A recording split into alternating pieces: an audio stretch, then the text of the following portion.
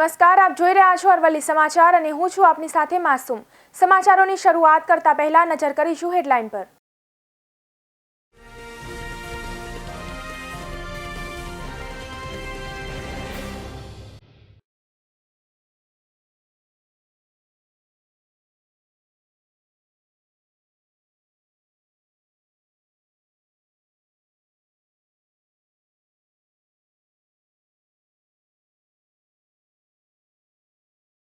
પાલીતાણા તાલુકાના કુંભણ ગામે વાડી વિસ્તારમાં દીપડો તારમાં ફસાતા રેસ્ક્યુ કરાયું। પાલીતાણા પંથકમાં વન્ય પ્રાણીઓ અવરજવર કરતા જોવા મળે છે।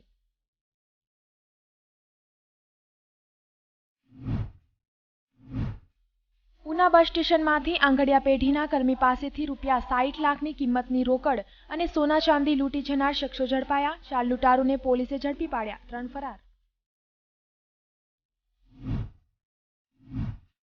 વિજયનગરમાં સસ્તા અનાજનું બારોબારિયું કરનારને કોઈને પણ બક્ષવામાં નહીં આવે, પુરવઠા મંત્રીનું નિવેદન।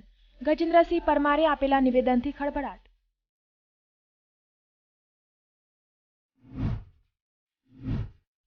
થરાદ હાઈવે પર લાગી ભયંકર આગ। હાઈવે પર આવેલ ડિસ્કવરી કમ્પ્યુટરની ભવ્ય દુકાનમાં આગ લાગી। ઘટના બનતા અફરાતફરીનો માહોલ સર્જાયો।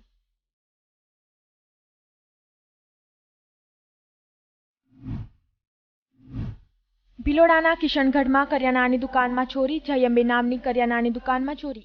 તસ્કરો દુકાનમાંથી તેલના 40 ડબ્બા ચોરી ગયા।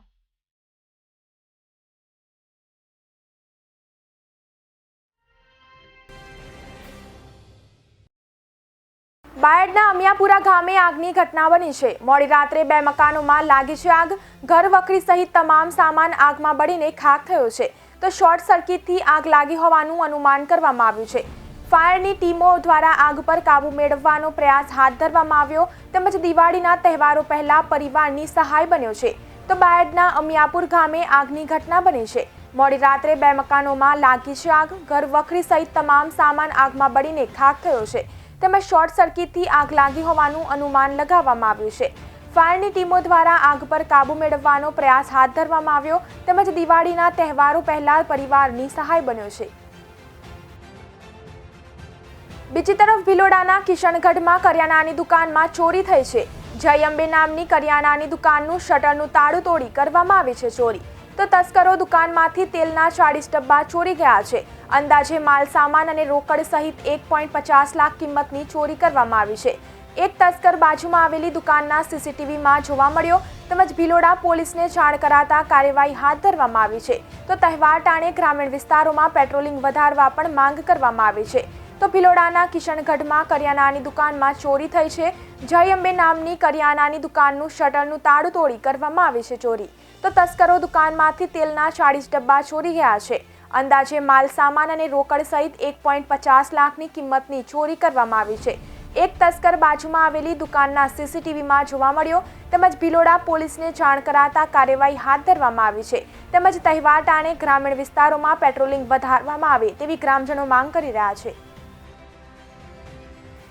ઉના બસ સ્ટેશનમાંથી આંગડિયા કર્મી પાસેથી 60 લાખની કિંમતની રોકડ અને સોના ચાંદી લૂંટી જનાર શખ્સો ઝડપાયા। 4 લૂંટારૂને પોલીસે ઝડપી પાડ્યા, 3 ફરાર। તો ઉનાના પટેલ સોમાભાઈ રામદાસભાઈ નામની આંગડિયા પેઢીના કર્મચારીને વહેલી સવારે બસ સ્ટેશને જાહેરમાં લૂંટી શખ્સો ફરાર થયા હતા, જેના સીસીટીવી ફૂટેજ પણ સામે આવ્યા હતા। લગભગ 60 લાખના રોકડ અને સોનાના દાગીનાનો થેલો લૂંટાઈ જતા પોલીસ છેલ્લા 10 દિવસથી ધંધે લાગી હતી। આખરે પોલીસે મોટી લૂંટનો ભેદ ઉકેલી નાખ્યો છે અને 4 આરોપીઓને શોધી કાઢ્યા છે। પોલીસે સીસીટીવીને આધારે સફેદ કારને લઈ તપાસ શરૂ કરી હતી। આરોપીઓએ જે કાર લૂંટમાં વાપરી હતી તે કારને ઉના નજીકના ગામમાં છોડી ફરાર થયા હતા અને પોલીસે આ કારના આધારે 7 ટીમો બનાવી 10 દિવસથી આરોપીઓને શોધવા રાજ્યભરમાં તપાસ શરૂ કરી હતી। પોલીસે કારના આધારે તપાસ શરૂ કરાતા જાણવા મળ્યું હતું કે કાર માલિક લૂંટમાં સામેલ નથી, પરંતુ કારને લાંબા સમયથી અન્યને વેચી દેવામાં આવી હતી। જે વ્યક્તિએ કાર ખરીદી હતી તેની અને પોલીસ દ્વારા સીસીટીવી કેમેરાના આધારે તપાસ કરાતા કુલ 7 લોકો લૂંટમાં સામેલ હોવાનું જાણવા મળ્યું છે। પોલીસે 4 આરોપીઓની ધરપકડ કરી તેની પાસેથી 27 લાખનો મુદ્દામાલ અને રોકડ જપ્ત કરી છે। જોકે હજી 3 આરોપી ફરાર છે અને લગભગ 40 લાખથી વધુનો મુદ્દામાલ પણ રિકવર કરવાનો બાકી છે। જે 4 આરોપી ઝડપાયા તે વિરમગામ અને પાટણ જિલ્લાના છે। ધરપકડ થયેલા આરોપીઓ પૈકીનો એક ભૂતકાળમાં પણ લાખોની લૂંટને અંજામ આપી ચૂક્યો છે. વિજયનગરમાં સસ્તા અનાજનું બારોબારિયું કરનાર કોઈને પણ બક્ષવામાં નહીં આવે તેવું પુરવઠા મંત્રીનું નિવેદન. ગુજરાતના કોઈ પણ ખૂણે બારોબારિયું કરનારને નહીં છોડવામાં આવે તેવું પુરવઠા મંત્રીએ આપેલા નિવેદનથી ખળભળાટ મચી જવા પામ્યો છે.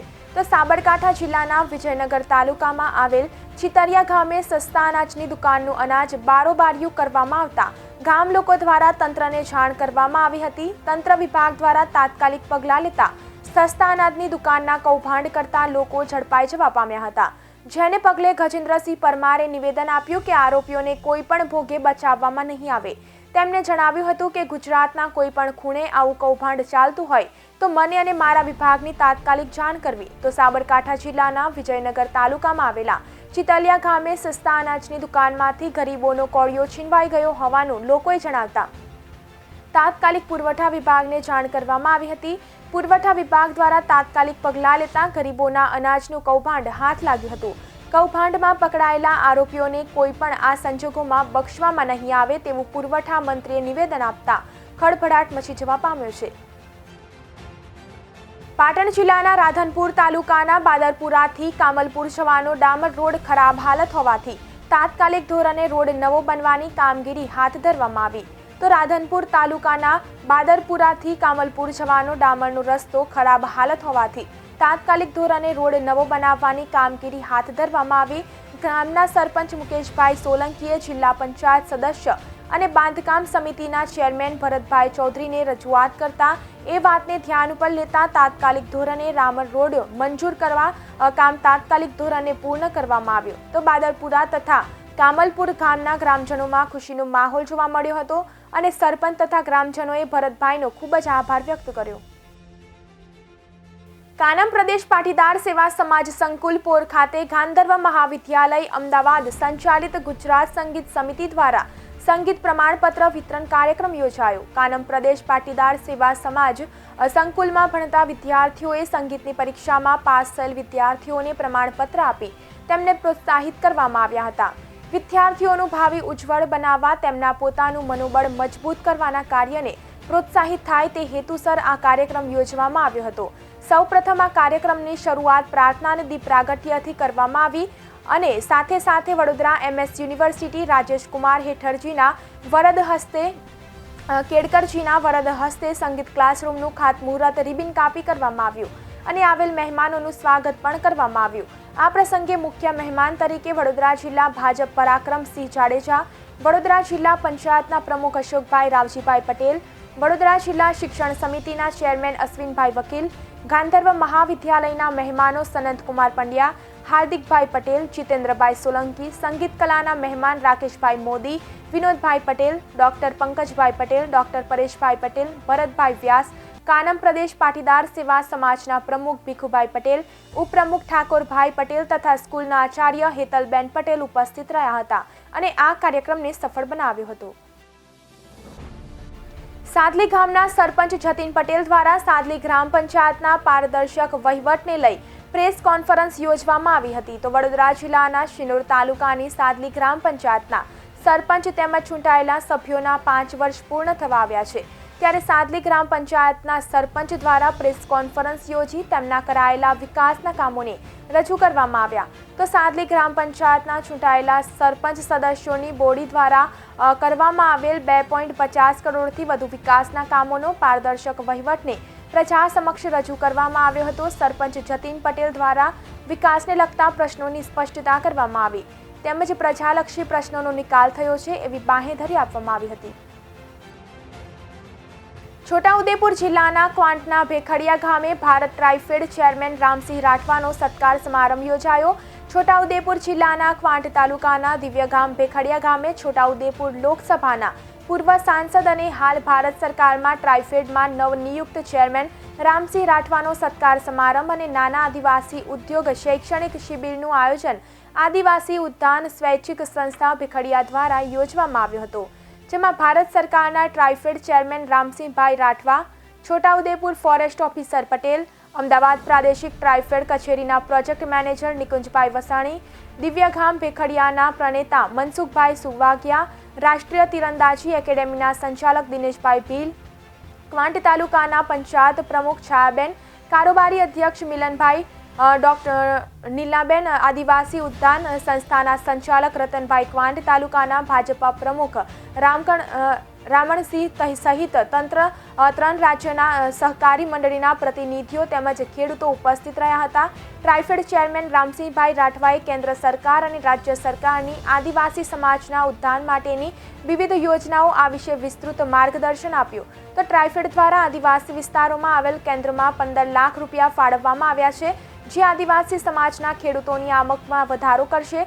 રામસિંહભાઈએ જણાવ્યું હતું કે આવનારા દિવસોમાં આદિવાસી સમાજ દ્વારા પકવવામાં આવતી વન પેદાશોમાંથી ટ્રાઇફેડ મારફતે મહુડા અને લાલ ચોખામાંથી ચોકલેટ, મીઠાઈ સહિતની અનેક ચીજવસ્તુઓ બનાવવાની ટ્રેનિંગ, સાધન, સહાય, માર્કેટિંગ, પેકિંગ કરી અદાણી, અંબાણી, ટાટા સહિતના ઉદ્યોગપતિઓ સાથે પરામર્શ કરી વસ્તુઓનું વેચાણ કરી આદિવાસી વિસ્તારોમાં વધુથી વધુ રોજગારી ઊભી થાય તેવા પ્રયત્નો હાથ ધરવામાં આવશે. વન પેદાશો અને દેશી બિયારણને જાળવવા બીજ બેંકની પણ સ્થાપના કરવામાં આવશે. આમ ટ્રાઇફેડ ચેરમેન દ્વારા આદિવાસી સમાજના ઉત્થાન માટે તમામ પ્રયત્નો હાથ ધરવામાં આવશે. આદિવાસી ઉત્થાન સંસ્થા દ્વારા ટ્રાઇફેડના નવનિયુક્ત ચેરમેન રામસિંહભાઈનું સન્માન કરવામાં આવ્યું હતું. તો બુલેટિનમાં બસ આટલું જ. વધુ સમાચાર જોવા માટે જોતા રહો અરવલ્લી સમાચાર, એટલે તમારો વિસ્તાર, તમારી વાત.